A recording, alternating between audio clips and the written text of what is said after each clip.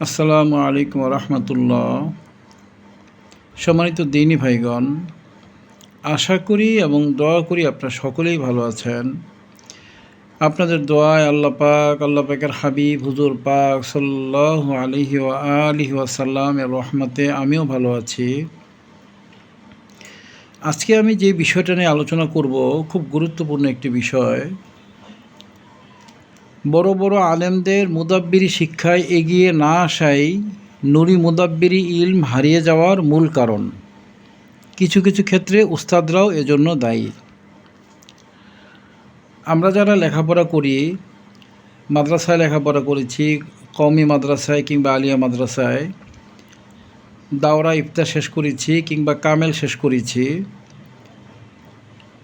আমরা দুনিয়াবি ইলম হাসিল করেছি, আমরা চাকরি ব্যবসার জন্য নিজেকে প্রস্তুত করেছি, মসজিদ ইমামতি মুয়াজ্জিনি কিংবা মাদ্রাসায় ইলম দেওয়ার মতো যোগ্যতা হাসিল করেছি। কিন্তু আগেকার যুগের যারা বড় বড় আলেম ছিলেন, তাদের একটা রাস্তা আমরা কেউই ফলো করি না বা ফলো করাটার গুরুত্বটা বুঝি না। দুইটা বিষয় ছিল। আপনি যত বড় বড় আলেম, আজ থেকে 50 বছর 100 বছর আগে বড় বড় আলেমদের জীবনী পড়ে দেখবেন, অনেক বড় বড় আলেমদের জীবনী পড়ে দেখবেন, যেমন আশরাফ আলী থানভী রহমতুল্লাহ আলাইহির জীবনী পড়লে দেখবেন উনি একদিক থেকে আলেম ছিলেন, আরেক দিক থেকে উনি একজন বড় মুদাব্বির ছিলেন।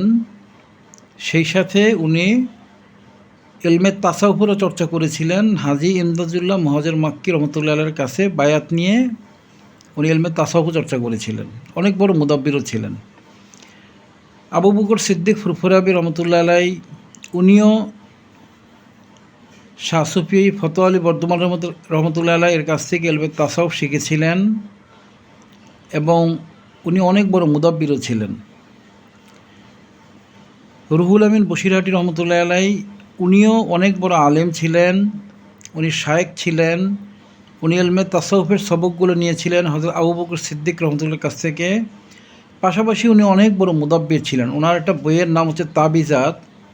এই মুদাব্বিরি লাইনে একটা দলিল হিসাবে ধরা হয় তাবিজাত বইটাকে। এটা ছয় খণ্ডে রচিত বইটা। এর মধ্যে বিভিন্ন বিষয়ের উপরে তদবির রয়েছে। 6 খণ্ডে রচিত বইটা। অনেক বড় মুদাব্বির ছিলেন। সরসিনা শরীফের হযরত শাহ নেসারউদ্দিন শাহ রহমতুল্লাহ আলাইহি, উনি একদিক থেকে বড় শায়েখ ছিলেন। ওনার পীর সাহেব হুজুর ছিলেন হযরত আবু বকর সিদ্দিক ফুরফুরাবি রহমতুল্লাহ আলাইহি। উনি একজন বড় মুদাব্বিরও ছিলেন, বড় আলেমও ছিলেন। কারামত আলী জৌনপুরী রহমতুল্লাহ আলাইহি, উনিও একজন শায়েখ ছিলেন। ওনার পীর সাহেবও ছিলেন হযরত আবু বকর সিদ্দিক ফুরফুরাবি রহমতুল্লাহ আলাইহি এবং উনি একজন বড় আলেম ছিলেন এবং সেই সাথে একজন অনেক বড় মুদাব্বিরও ছিলেন।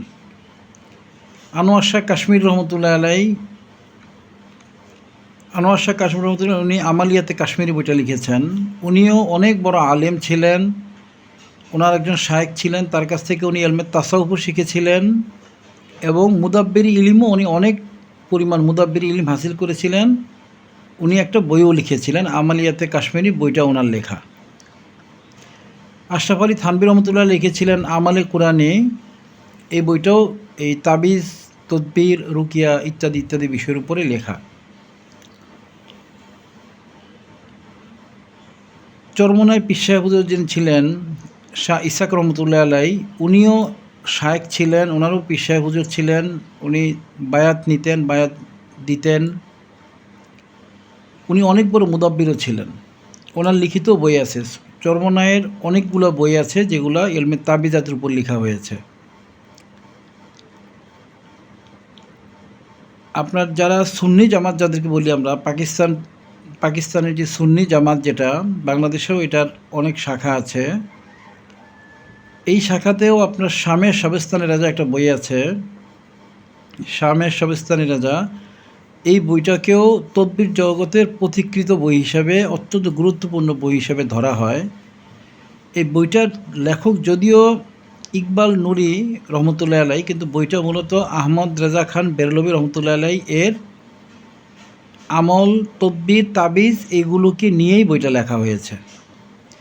এই যে আমি বিষয়গুলো বললাম, আমি বাংলাদেশের যতগুলি গ্রহণযোগ্য তরিকা আছে সবগুলি তরিকার আলেমদের যারা আকাবির, তাদের কম বেশি সবার নামই বললাম, আরও অনেক আছে, অনেক আকাবির আছে, আমি মূল যারা তাদের নামগুলো বললাম। এই যে শায়েখগণ, ওনারা একদিক থেকে এলমে তাসাউফ চর্চা করেছিলেন এবং তারা প্রত্যেকে অনেক বড় বড় আলেম তো ছিলেনই, তারা অনেক বড় বড় মুদাব্বির ছিলেন। অনুরূপভাবে আমরা যদি পাকিস্তানের দিকে নজরে যাই, সেখানেও একই জিনিস দেখতে পাবো। ইন্ডিয়ার দিকে যদি নজর দেই, সেখানেও আমরা একই জিনিস দেখতে পাবো। বড় বড় যারা আলেম, অনেক বড় বড় আলেম, তারা এলমে তাসাউফটা, যেহেতু এলমে তাসাউফ চর্চা না করলে কেউ হক্কানি আলেম হয় না, ওনারা এলমে তাসাউফ চর্চা করতেন, পাশাপাশি ওনারা অনেক বড় বড় মুদাব্বির ইলমও হাসিল করেছিলেন। প্রত্যেকটা বড় বড় আলেম কম বেশি মুদাব্বির ইলম হাসিল করেছিলেন, মানুষকে ওনারা সেবা দিতেন এই মুদাব্বির ইলমের মাধ্যমে। বর্তমানকালে আমরা এবার 2026 সালে আসি। বর্তমানকালে আমরা দাওরা ইফতা করি, আমরা দাবি করি অনেক বড় আলেম হয়ে গেছি, বাহরুল উলুম হয়ে গিয়েছি। আমরা কামেল কমপ্লিট করি, কামেলের মধ্যে ফেকা, হাদিস, তফসির এগুলো শেষ করি, আমরা দাবি করি আমরা বাহরুল উলুম হয়ে গিয়েছি।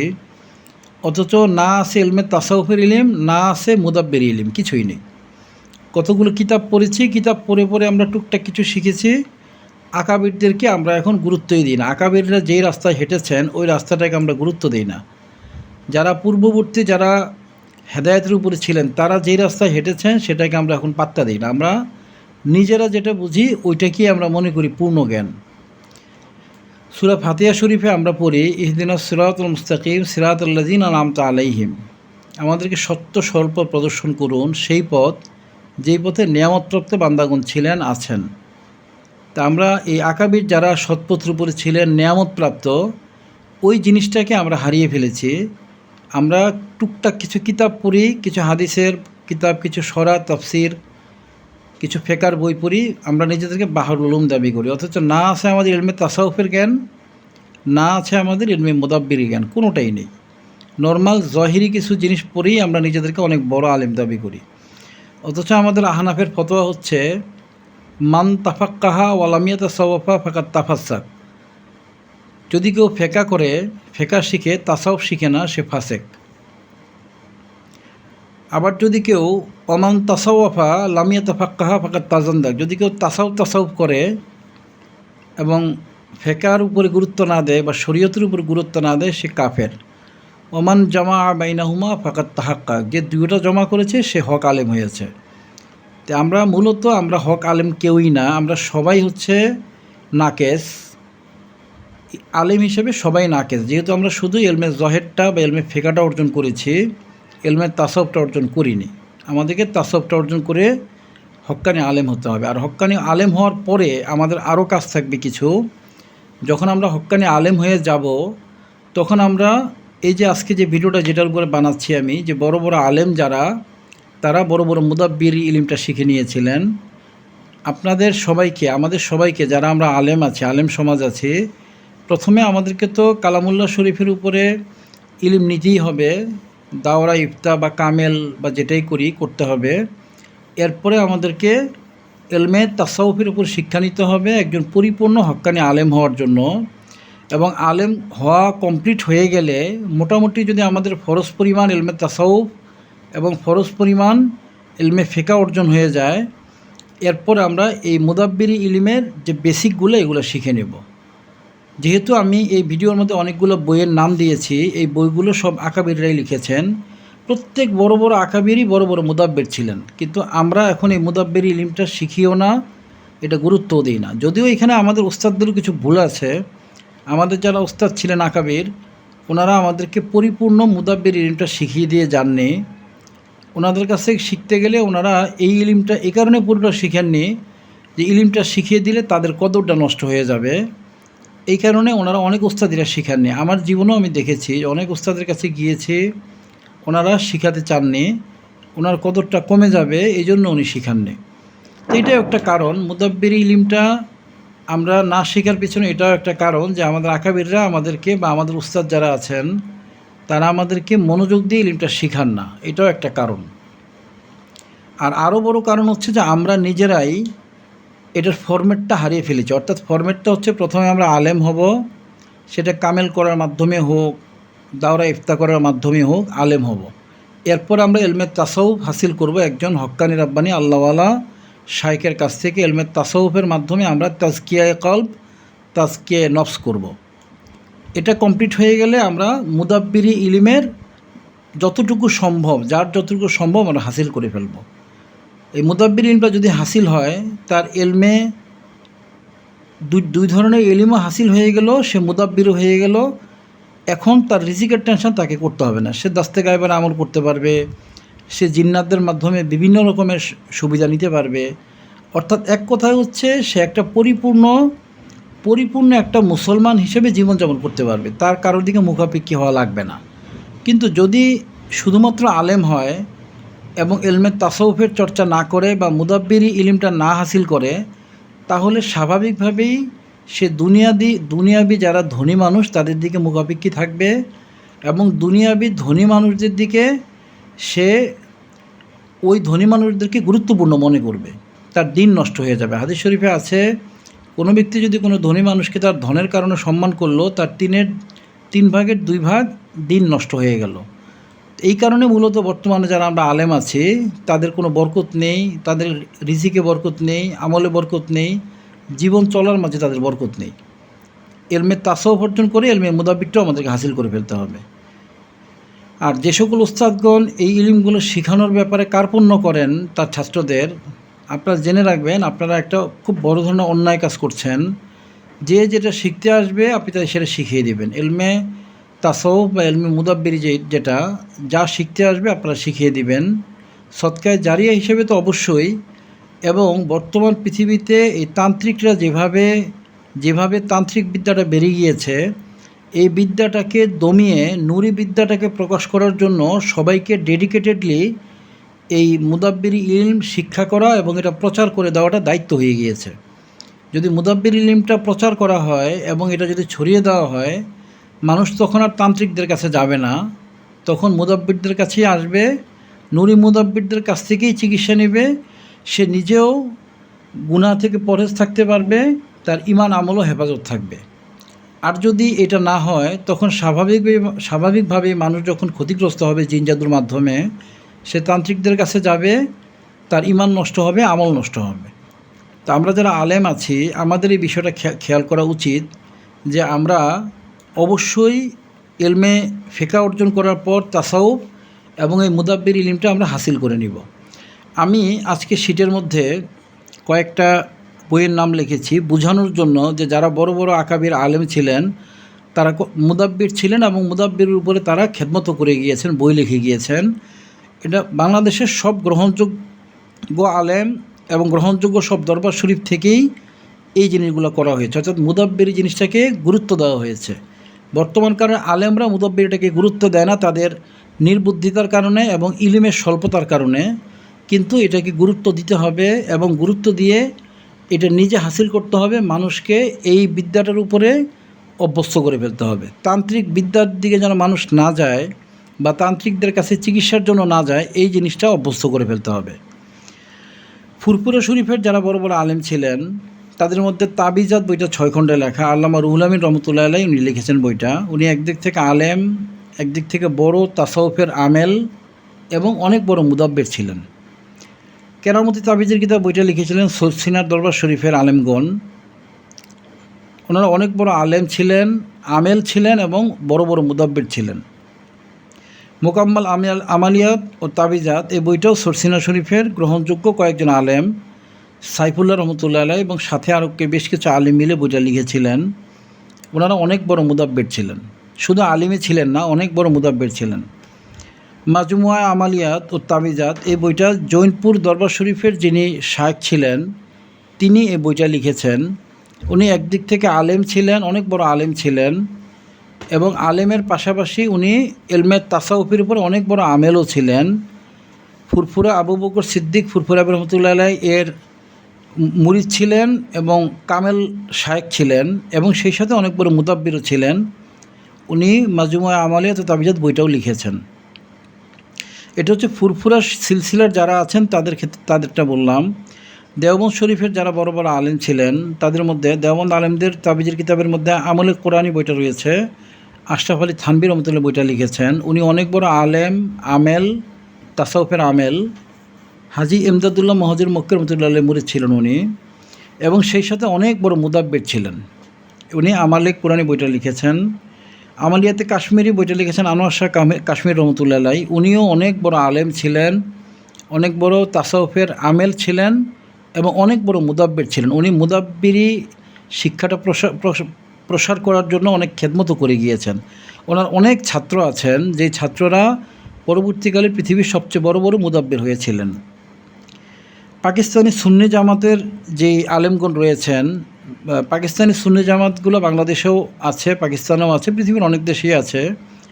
ওনাদের একটা বিশেষ গ্রহণযোগ্য বই হচ্ছে শামে শাবেস্তানি রাজা। এই বইটাকে তদবির জগতের পথিকৃত বই এবং অত্যন্ত মূল্যবান গুরুত্বপূর্ণ বই হিসাবে ধরা হয়। এই বইটা এই পাকিস্তানি সুন্নি জামাতের যেই পীর সাহেব হুজুর আছেন উনি এবং ওনার কয়েকজন মুরিদ শায়েখ মিলে বইটা লিখেছেন। বইটা মূলত লিখেছেন ইকবাল আহমেদ নুরি রহমতুল্লাহ আলাইহি। আর এই বইটার মধ্যে আহমদ রেজা খান বেরলভী রহমতুল্লাহ আলাইহি এর আমল, এর ওজিফা এবং তদবিরাতের যে তদবিরগুলো মানুষকে দিতেন ওই বিষয়গুলো ওই বইটার মধ্যে আছে। আমি যদি এভাবে বই এবং নাম ধরে লেখা শুরু করি, এরকম 10 পৃষ্ঠা লিখলেও এটা শেষ হবে না। এত পরিমাণ বই আছে এই উপমহাদেশের বড় বড় আকাবেরদের, কম হলেও 3 থেকে 350 বইয়ের উপরে হবে, আরও বেশি হতে পারে। এই বইগুলো রয়েছে, এই আকাবিরদের এই বইগুলো নিজ হাতে লেখা, পরবর্তীতে প্রিন্টিং করা হয়েছে। তা আমি বোঝার জন্য শুধু এখানে 5-7টা বইয়ের নাম দিয়ে দিলাম, বোঝার জন্য যে প্রত্যেকটা লাইনেরই, আপনি যেই লাইনে যাবেন না কেন ওই লাইনের আকাবিরদেরই এ ধরনের মুদাব্বিরি ইলমের বিষয় ছিল এবং ওনারা বড় বড় মুদাব্বির ছিলেন। পাশাপাশি ওনারা ইলমে তাসাউফেরও অনেক বড় আমেল ছিলেন। বর্তমানকালে যারা আলেম, যারা আলিয়া মাদ্রাসা থেকে কামেল পাশ করেছেন, হাদিস, তাফসির, ফিকহ, উসুল, আদব যেটাই হোক, সেই সাথে দাওরা ইফতা করেছেন, আমি আপনাদের উদ্দেশ্যে একটা কথা বলবো যে আসলে আমি নিজেও কামেল পাশ করেছি। আমরা যারা আলেম হয়েছি মূলত আমরা এখনও পর্যন্ত আমরা ইলমের কোনো দেখাই পাইনি। আমরা মাদ্রাসায় পাশ করতে করতে যে পরিমাণ বই পড়েছি, হাদিসের 7-8টা বই পড়েছি, কিন্তু সহিহ হাদিসের কিতাব আছে 50-এর উপরে, আমরা মাত্র 7-8টা পড়েছি। তাফসির পড়েছি কয়েকটা, অথচ গ্রহণযোগ্য তাফসির আছে 20টার উপরে, আর যেগুলা গ্রহণযোগ্য কম এরকম আছে আরও 50টার উপরে। ফিকার অনেক কিতাব রয়েছে, আমরা অল্প কয়টা ফিকার কিতাব পড়েছি, উসুলের কিতাব অল্প কয়টা পড়েছি, অথচ এগুলো শয়ে শয়ে ফিকার কিতাব রয়েছে।